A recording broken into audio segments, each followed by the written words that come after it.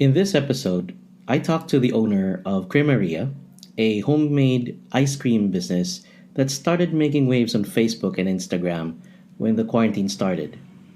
I asked her how it is running a home based business these days. Well, unlike everyone else, I bought some cups of ice cream from her.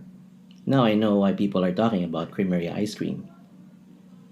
Okay, let's jump in and listen to our conversation. What's up, everyone? This is Ray Baguio, and you're listening to Digitally Matters, a podcast for anything digital that really matters to you and your business. Let's start the show. Hello everyone, my name is Bianca Lacson. I am 20 years old. I'm presently a college student in UP Diliman. I study business administration and I am an incoming junior supposedly this August.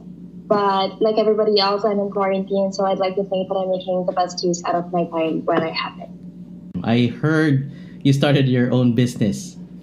Yes po. So during the first month of quarantine, I didn't have classes anymore because my university decided to pass everybody in mass promotion. So what happened was the first few weeks, I didn't do anything besides I slacked off and I exercised a bit. But after the first month, I realized that I should be doing something better with my time.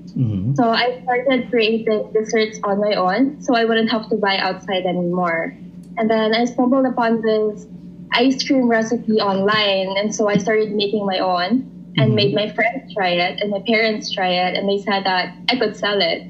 Yes. So what I did was that I set up an Instagram account to post my first few photos of the ice cream. And after a week or so, about two strangers, messaged me asking me when I would start selling. And that's when it started. I had my first customer. She bought 2 tubs of ice cream, and the rest is history. So, how's sales doing these days? Is it going up or just doing okay? Well, the first month, it was at its peak, I would say, because that was the time that people really couldn't go out. So I had sales every day, about 3 to 5. Sometimes it would reach 8 tubs every day. Whoa. But since the quarantine has loosened up a bit, now that we're in the general community quarantine, my sales have been, well, they're not going down, but they're less than before. Maybe about 2 to 3 tubs now than before, mga 8 tubs po. Do you see yourself doing this more, or do you want to continue this business even after, well, just in case the pandemic scare dies down and people can go back to their previous so-called normal? Do you see yourself still doing this business? Yes, I do see myself growing the business even after the quarantine, because I feel like it's not something you could buy in the market, especially because it's homemade and the flavors are unique. And I think that Facebook ads and advertising really help in convincing people to buy your products, even if they haven't tried it at all and they're just going to buy it online. So I feel like there is a lot of future to it naman po. That's nice. That's nice. So you mentioned you're doing this at home, and it's homemade, right?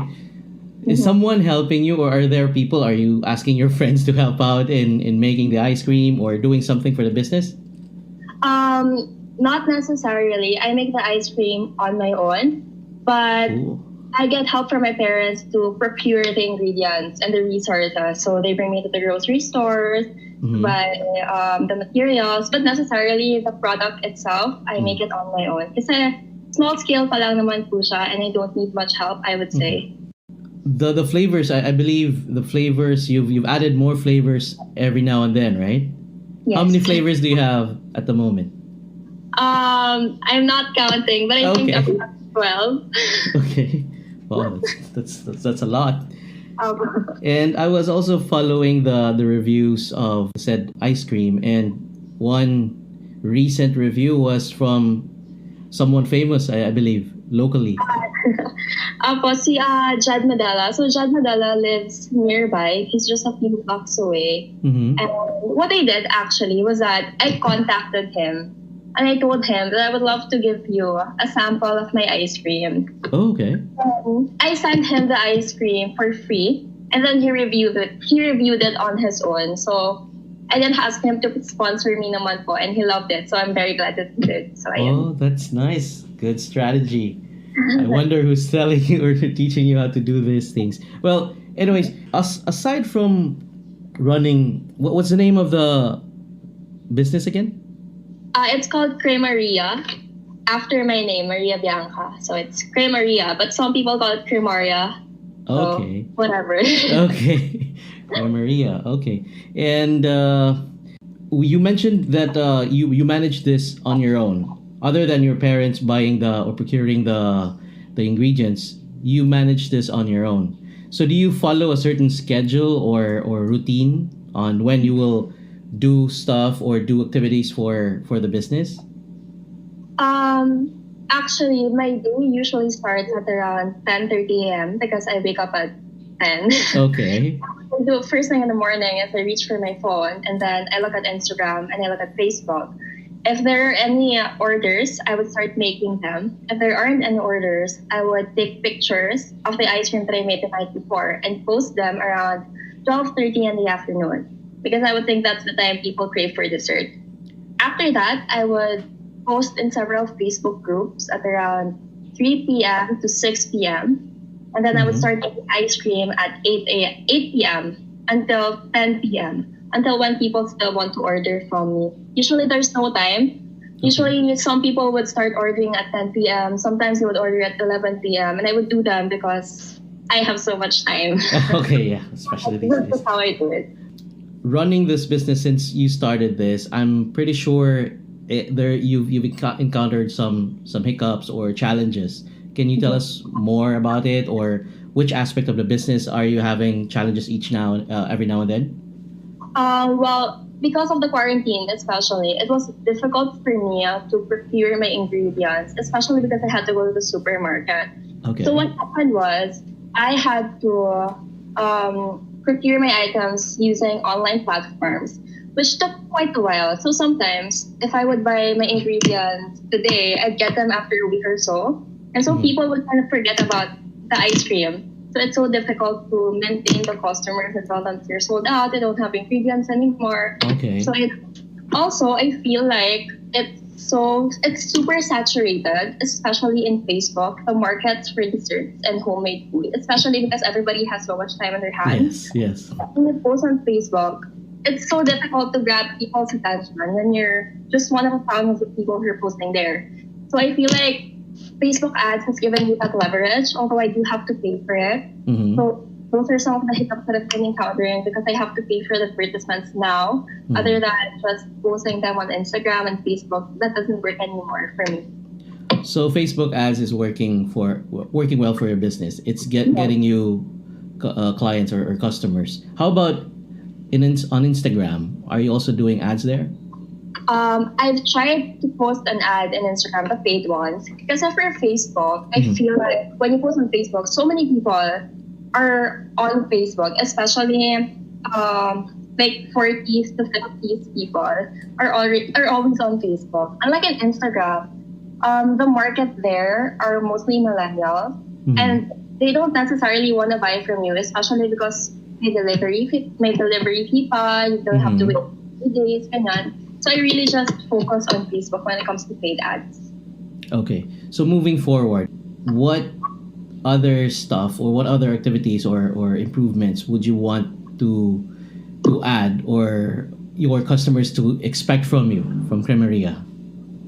I would like to think that if I go further into growing the business, I'd invest more in perhaps packaging and just the production on itself, because I feel like if it becomes a little more large scale, it will be much more difficult for me to procure like the little things such as the tubs, the freezers where you store it, and how it looks like. Because right now, it really does look like homemade.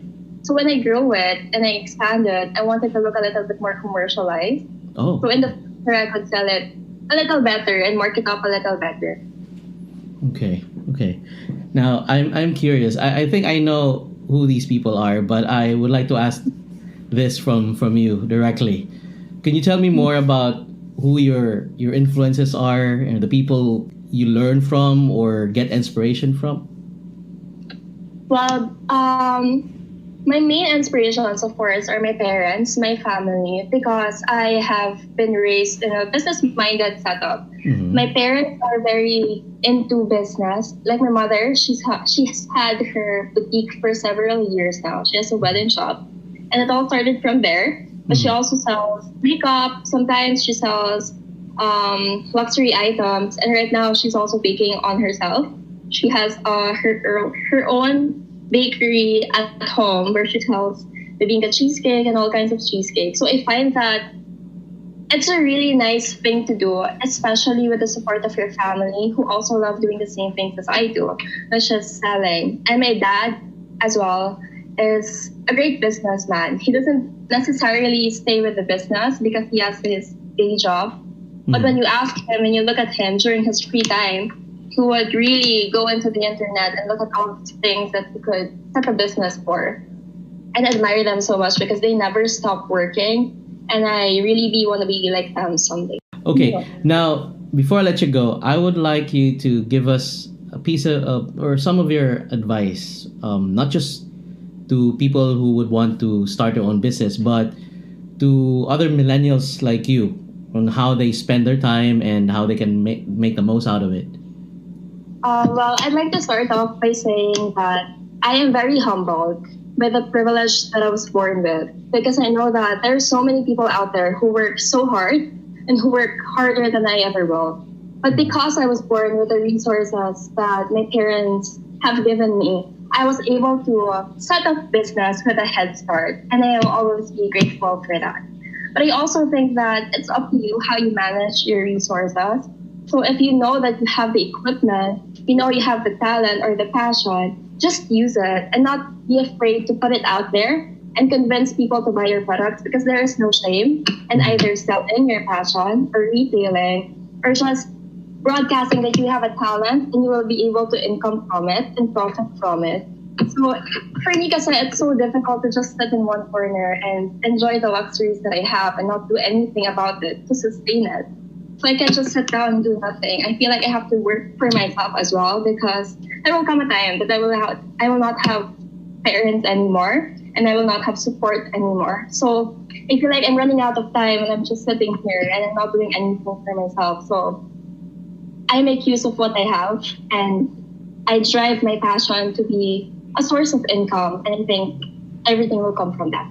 For people who would want to get a taste of the ice cream you're selling or the pastries or the cakes your mom is selling as well, how can they reach you? Well, they can reach us on Facebook. My name is under CREMARIA, but they could also text me during in Facebook like Bianca Lacson. My mom is under Baker Queen. She also has her own Facebook, Evangeline Lacson. We are also on Instagram. My name is CREMARIA __. My mother is Baker Queen __. Thank you so much.